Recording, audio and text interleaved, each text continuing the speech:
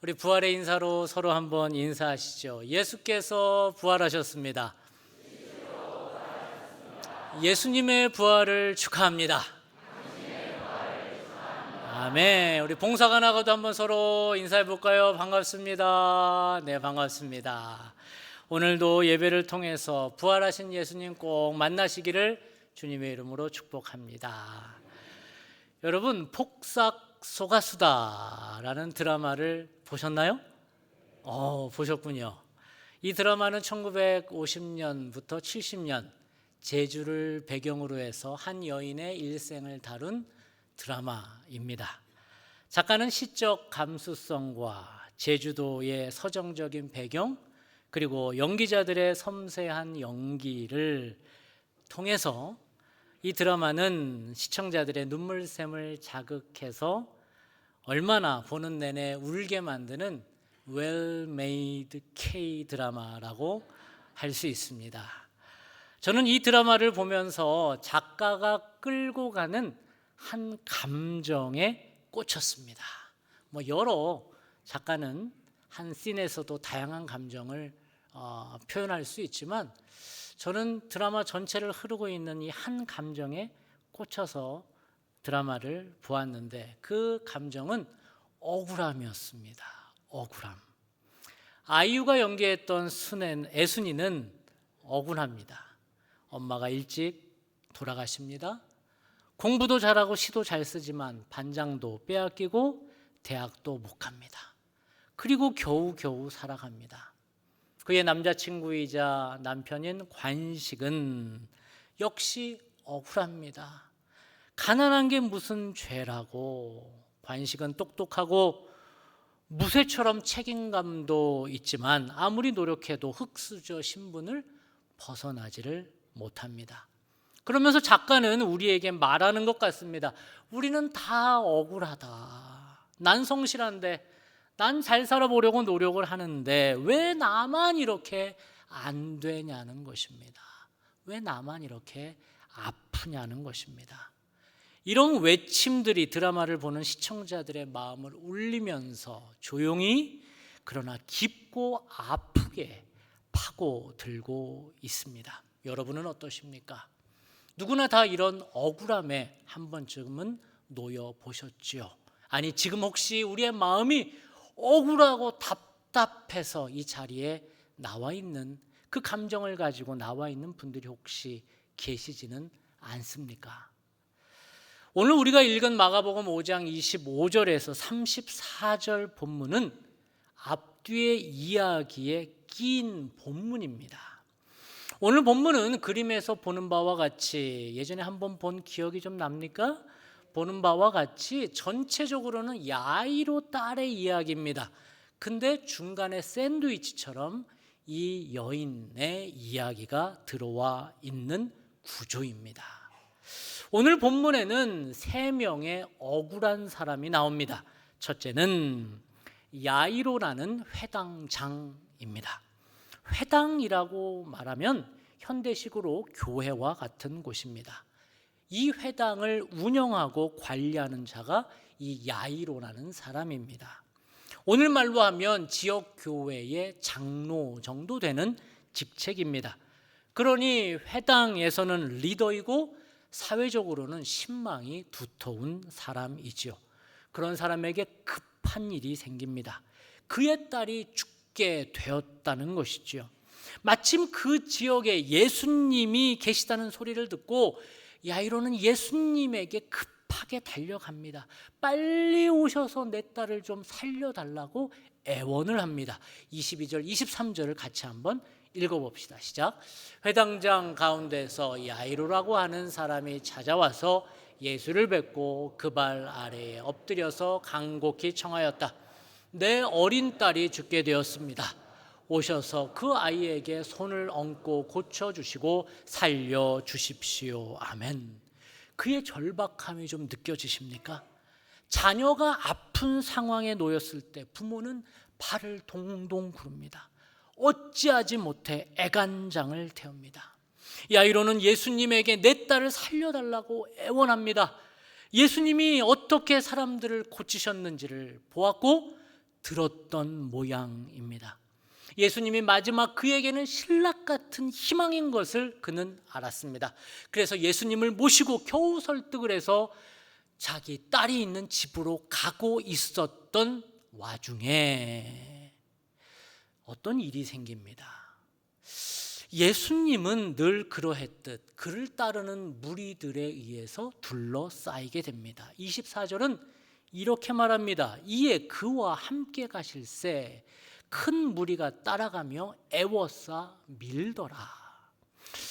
이때 예상치 못한 일이 생깁니다. 예수님 빨리 가셔서 내 딸을 살려주셨으면 좋겠는데 갑자기 예수님이 가던 길을 멈추십니다. 그러면서 누가 내 옷에 손을 대었느냐? 라고 말씀하십니다. 이러자 제자들은 당황합니다. 예수님, 아니 지금 이렇게 많은 사람들이 서로 밀고 애워싸는 상황인데 당연히 밀치면서 누군가가 예수님 옷에 손을 대었겠지요. 지금 이 상황에서 누가 손을 대었냐고 말씀하시는 게 맞습니까? 라는 의도입니다. 30절 31절을 함께 읽어보겠습니다. 무리 가운데서 돌아서서 누가 내 옷에 손을 대었느냐 하고 물으셨다. 제자들이 예수께 무리가 선생님을 애워싸고 떠밀고 있는데 누가 손을 대었느냐고 물으십니까? 그렇게 예수님과 제자들은 서로 대화를 주고받습니다. 그러자 갑자기 한 여인이 등장을 합니다. 그러면서 사실은요 제가 만졌는데요 라고 얘기를 합니다. 시간은 계속 흐릅니다. 누구만 지금 초조할까요? 야이로가 초조합니다. 가던 길을 가지 못하고 지체가 됩니다. 총각을 다투는 이 상황이 야이로에게 무척 답답합니다. 그렇다고 야이로는 껴들어서 예수님을 재촉하지 않습니다. 예수님이 그 여인에 대해서 너무 진지하시기 때문입니다. 속으로만 애간장을 태웁니다. 발만 동동 구릅니다. 자기 딸이 혹시나 잘못될까 봐 안절부절 못합니다. 그 때문인지 결국 야이로의 딸은 죽습니다. 35절입니다. 사람들이 와서 회당장에게 이르되 당신의 딸이 죽었나이다. 헐. 예수님의 옷을 만진 그 사람 때문에 야이로의 딸이 죽은 겁니다. 그렇게 첫 번째 등장인물 야이로는 억울합니다. 두 번째로 억울한 사람은 25절부터 등장하는 12해를 혈루증으로 앓고 있는 여인입니다.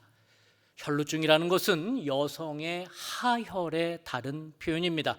아마도 만성 자궁 출혈이 있었던 모양입니다. 레위기 15장에 보면 피를 흘리는 사람은 부정하다라고 말을 했습니다. 왜냐하면 그 피 안에 어떤 바이러스, 어떤 세균이 나와서 그 공동체를 감염시킬지 알 수 없기에 일단은 7일간 격리를 시킵니다. 그리고 부정하다고 해서 아무것도 만지지 못하게 합니다. 모든 사회생활로부터의 단절이 일어납니다. 이 여인 억울합니다. 왜냐? 내가 잘못해서 병에 걸렸나요? 여러분 혹시 지금 병으로 고생하는 분들이 계십니까? 암 투병하는 분들이 계십니까? 여러분 잘못해서 암이 여러분에게 들어왔습니까? 태어나면서부터 장애가 생겼어요. 살아가면서 장애가 생겼어요. 그가 어떤 잘못을 해서 장애가 생겼습니까? 병이 걸린 것만큼 억울한 게 어디 있겠습니까? 지금 이 여인은 너무 억울합니다.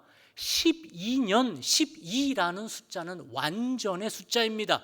이 여인은 완전히 완벽하게 아팠다는 얘기입니다. 완벽하게 자기는 외로웠다는 말입니다.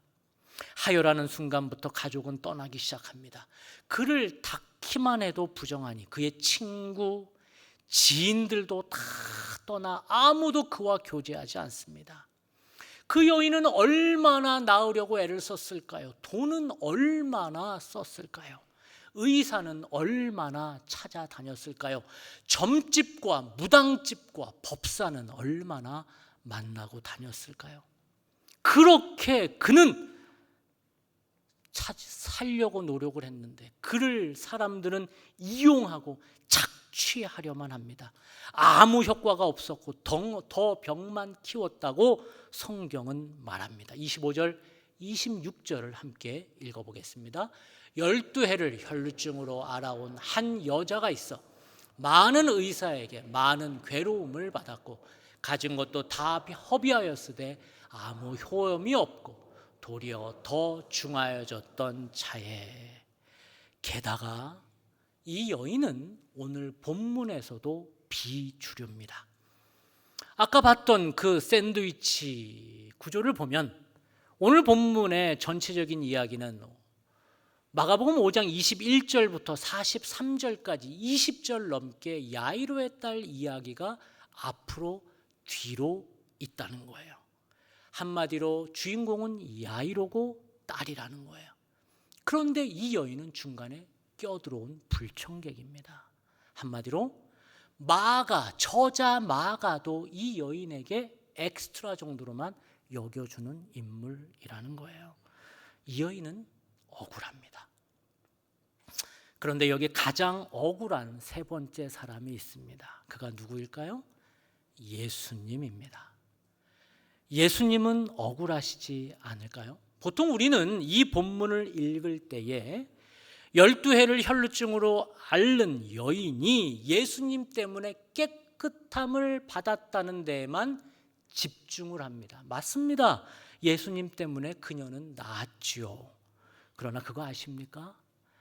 이 여인이 예수님의 몸에 손을 대는 순간 누가 더러워진 걸까요? 예수님이 더러워진 겁니다. 이런 하여라는 사람에 대해서 레위기 15장은 이렇게 말하고 있습니다. 그의 침상을 만지는 자는 다 그의 옷을 빨고 물로 몸을 씻을 것이요 저녁까지 부정할 것이며 그가 앉은 자리를 만지는 자도 다 그들의 옷을 빨고 물로 몸을 씻을 것이요 저녁까지 부정할 것이며 그의 침상 위에나 그가 앉은 자리 위에 있는 것을 만지는 모든 자도 저녁까지 부정할 것이며 한마디로 그의 몸에 손을 대는 순간 부정해지고 그가 몸에 손을 대는 것도 부정해지고 심지어 그가 앉았던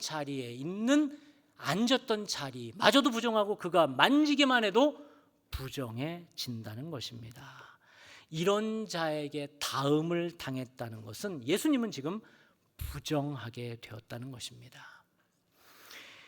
그래서 본인이 너무나 부정한 여인이고 사람에게 나가면 사람에게 폐가 된다는 것을 알았기 때문에 이 여인은 예수님에게 담대히 나가지 못합니다.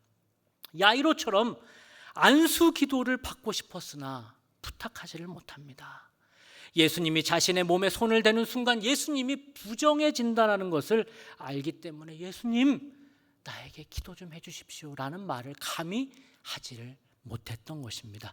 아니 더 정확하게 말하면 그렇게 자신이 대중 앞에 노출이 되어서 가뜩이나 부정한데 사람들에게 손가락질 받을까 봐 예수님 앞에 나아갈 자신이 없었습니다. 여러분 12개월도 아니고 12년 동안 사람과 고립되어서 살았다는 자체만 가지고도 이 여인이 얼마나 피폐한 삶을 살았는지를 우리는 알 수가 있습니다. 사람들이 나를 얼마나 더럽다고 여길까? 사람들이 나를 얼마나 벌레같이 볼까? 그래서 감히 예수님 앞에 나아갈 수 없는 것입니다.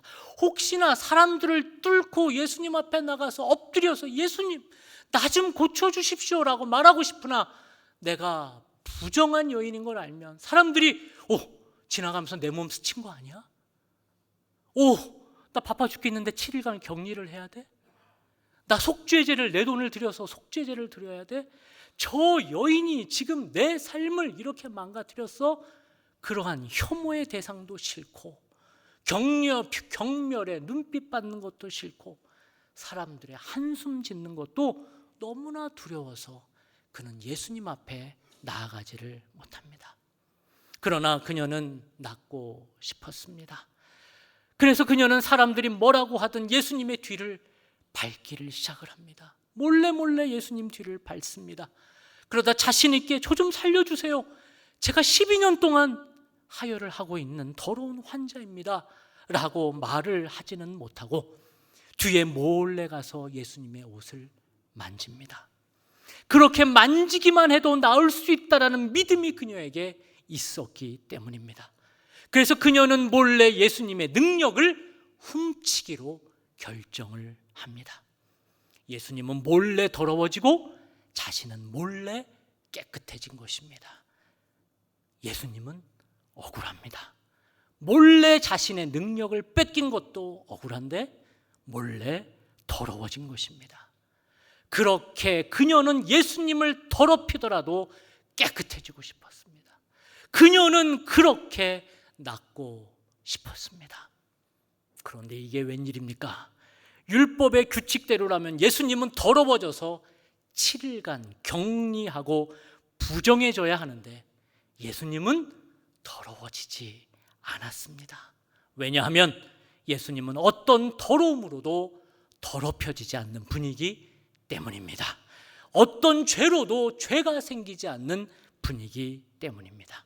심지어 예수님은 세상의 모든 죄를 십자가에서 다 뒤집어 쓰셨건만 그 오물과 그 더러움을 다 받아내셨지만 예수님은 그 십자가 위에서도 절대 더럽혀지지 않는 분입니다.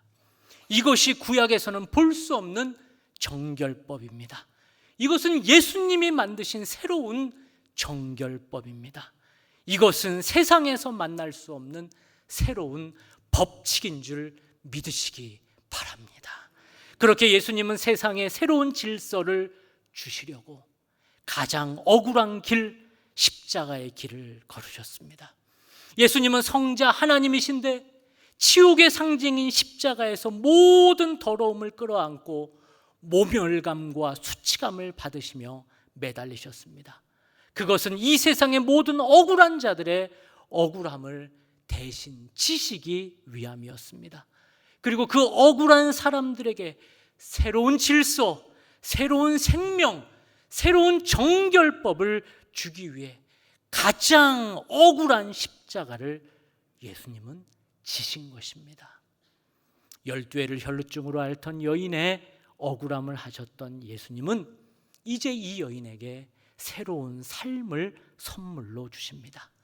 이 여인의 병을 고쳐주셨고 이 여인은 12년 동안 듣지 못한 소리를, 나를 향한 소리를, 나를 부르는 소리를 드디어 듣습니다. 딸아, 딸아, 내 믿음이 너를 구원하였다. 34절은 이렇게 말합니다. 한번 읽겠습니다. 예수께서 이르시되 딸아, 내 믿음이 너를 구원하였으니 평안히 가라. 내 병에서 놓여 건강할지어다. 아멘. 딸아, 딸아, 내가 너를 살렸다. 이제 너는 새로운 존재가 되었다라고 말씀하십니다. 드디어 관계가 시작이 된 겁니다. 12년 동안 완전히 차단되었던 그 벽을 뚫고 예수님의 생명이, 예수님의 빛이 들어온 것입니다. 그러면서 그는 드디어 하나님의 딸이 됩니다. 그가 나의 이름을 불러주었을 때 비로소 존재가 된 것입니다. 억울함은 사라지고 그의 삶에 꽃이 피기 시작을 했습니다. 그녀의 삶에 나비가 들고 벌이 날아오기 시작을 했습니다. 겨울도 지나고 비도 그쳤고 지면에 꽃이 피는 삶이 시작된 것입니다. 그렇습니다. 그녀는 예수님 때문에 더 이상 억울하지 않습니다. 혹시 여러분의 삶에 억울함으로 영혼이 쪼그라들고 마음이 퍽퍽해지고 눈에는 화가 이글거리는 분들이 계십니까? 야이로처럼 딸이 죽어가고 있는데 예수님의 갈 길을 막은 이 여인을 향해 따지듯이 내 입에 지금 할 말이 너무 많은 분이 계시지는 않습니까? 아니면 12회를 혈루증으로 앓고 있는 이 여인처럼 왜 나에게 내가 뭘 잘못했다고, 왜 나만 이라는 억울함으로 지금 눈물의 밤을 지새우는 분들이 계시지 않습니까? 우리 예수님의 옷자락을 만집시다. 그분은 우리를 기다리고 계십니다. 우리 모두가 그분의 옷자락을 만질 수 있도록 그분은 넓게 펴놓으시고 지금 우리를 기다리고 계십니다. 내가 더럽혀질 테니, 내가 더러워질 테니 와서 너희들의 억울함을 쏟아 놓으라. 괜찮다. 내가 다 받아줄게. 우리 예수님 말씀하십니다. 그 넓은 옷자락으로 우리를 지금 덮어주십니다. 오늘은 어린이 주일입니다.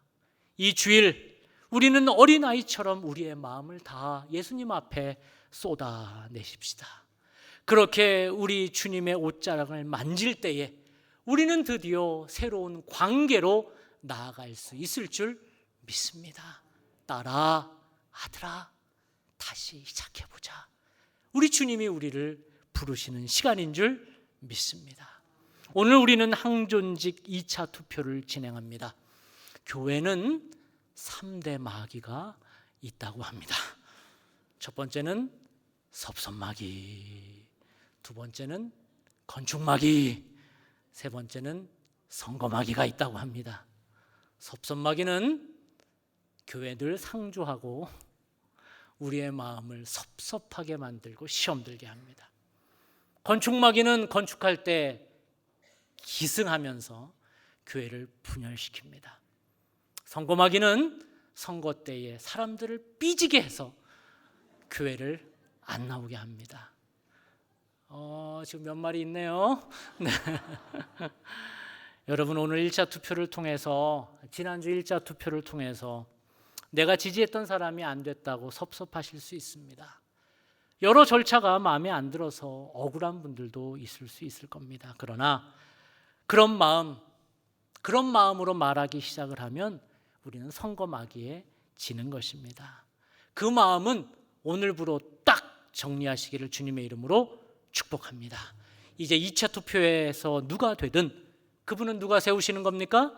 하나님이 세우신 사람이니 그를 존중하고 따라야 될 줄 믿습니다. 우리는 절대 이런 3대 마귀가 역사하지 않는 교회가 될 줄 믿습니다. 그런 마음들이 우리 안에 들어오면 떠나가라 소리친다고 떠나가지를 않습니다. 우리 안에 섭섭하고 우리 안에 억울하고 우리 안에 할 말이 많은 생각들이 들어오면 어떻게 해야 돼요? 왔어? 이따가 라고 얘기하면 지가 알아서 가요. 그런데 그거랑 싸우겠다고 내가 다 밝혀내겠다고 내가 다 알려주겠다고 하는 순간 나도 지옥이 되고 교회도 지옥으로 만듭니다. 네, 바쁜 전화가 있었나 봅니다. 왔어? 이따가. 네.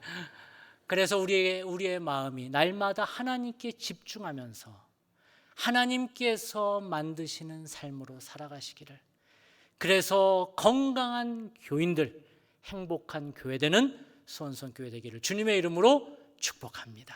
기도하겠습니다. 주님, 우리를 당신의 옷자락으로 감싸 안아 주옵소서. 새 생명과 새 관계 안에 걸어가게 하옵소서. 오늘도 우리를 아들이라 딸이라 부르시는 주님의 부르심 속에 평안히 거하게 하옵소서. 예수님의 이름으로 기도합니다. 아멘.